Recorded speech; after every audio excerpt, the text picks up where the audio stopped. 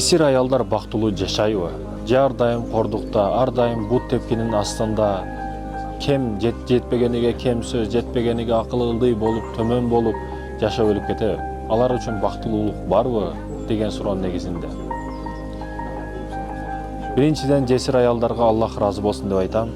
Өзүнүн намысын сактап, ошончолук сөзгө карабастан бала чакам деп жашап атканага, бизде мисалы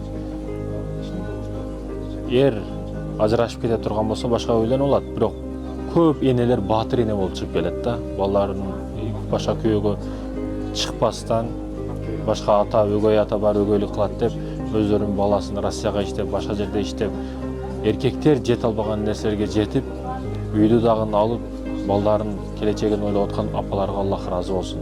Мен андайларга ар дайым башыбыз жерге тиет, андай апалар үчүн. Алтын апалар алар, Аллах ыраазы болсун. Качан бактылуулук болот десеңиз, сөзсүз түрдө болот. Балдарыңыздан кайтат. Ойлобоң, сиз кылып жаткан жакшылыктар жерде калат деп. Бакыт болот, бактылуулук болот.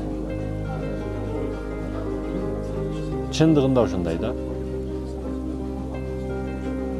Башкалардын көз карашында дагы жесир аялды бирөө жакшы карабайт. Өзгөчө биз коомубузда көз карашыбызды оңдошубуз керек. 2 жаш ажырашып кетти.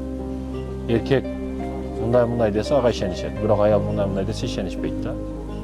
Аял сен күнөөлүүсүң, ажырашып кеткениге бүт себеп ошол да. Бирок бул ката пикир, туура эмес түшүнүк. Бакыт болот, бактылуу болосуз иншалла. Бул дүйнөдө кайтпаса сөзсүз акыретте кайтат.